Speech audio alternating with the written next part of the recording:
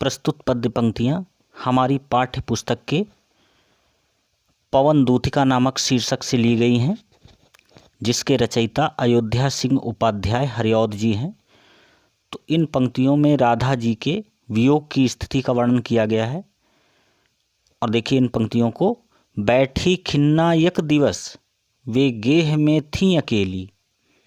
एक दिन राधा जी अपने कमरे में अकेली बैठी हुई थी, उदास थी। खिन्न का अर्थ है उदास होना और गेह का अर्थ है घर में।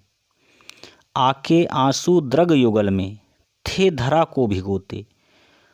और वियोग की स्थिति के कारण उनके आँखों में आंसू भरे हुए थे और वे आंसू पृथ्वी पर गिर रहे थे, जिससे पृथ्वी भीग रही थी। आई धीरे इस सदन में पुष्प सदगंध को ले, प्रातः वाली सुपवन इसी काल वातायनों से।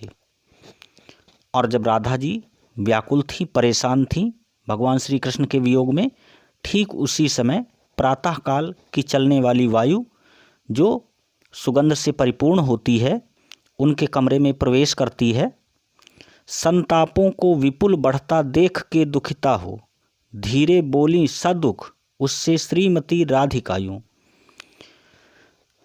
तो राधा जी का शरीर वैसे ही कमज़ोर था वियोग की स्थिति के कारण, और ऊपर से प्रातः काल की ठंडी वायु उनके दुख को और बढ़ाने का काम करती है। इसलिए राधा जी पवन से कहती हैं कि हे पवन, प्यारी प्रातः पवन क्यों मुझे है सताती, क्या तू भी है कलुषित हुई काल की क्रूरता से। तो राधा जी धीमी आवाज़ में उस पवन से कहती हैं कि क्या तुमको भी हमारी स्थिति पर बिल्कुल तरस नहीं आता है? तुम भी मुझे परेशान ही कर रही हो। क्या तुम भी काल के ही जैसी क्रूर तथा कठोर हो गई हो? पद्यांश पर आधारित प्रश्नों के उत्तर।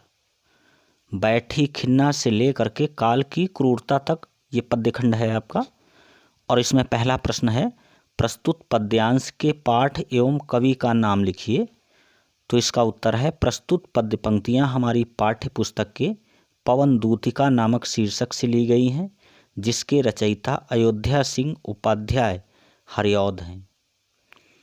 अगला प्रश्न है, रेखांकित अंश की व्याख्या कीजिए। तो इसका उत्तर है, जब पवन के प्रभाव से राधिका का दुख बहुत बढ़ गया तो उन्होंने दुखी होकर धीरे धीरे पवन से कहा कि हे प्रातःकालीन पवन, तू क्यों मुझे इस प्रकार से सता रही है? क्या तुझ पर भी समय की क्रूरता तथा कठोरता का प्रभाव पड़ गया है? अगला प्रश्न है, घर में खिन्न अकेली कौन बैठी थी? तो इसका उत्तर है, घर में खिन्न अकेली राधिका जी बैठी थी। अगला प्रश्न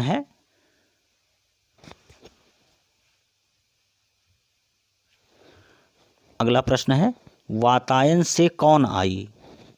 तो इसका उत्तर है, वातायन से प्रातःकालीन पवन आई थी। अगला प्रश्न है, श्रीमती राधिका किससे क्या बोली? तो इसका उत्तर है, श्रीमती राधिका ने मंद आवाज में पवन से कहा कि तुम मुझे क्यों परेशान कर रही हो? क्या तुम भी समय के जैसी क्रूर तथा कठोर हो गई हो?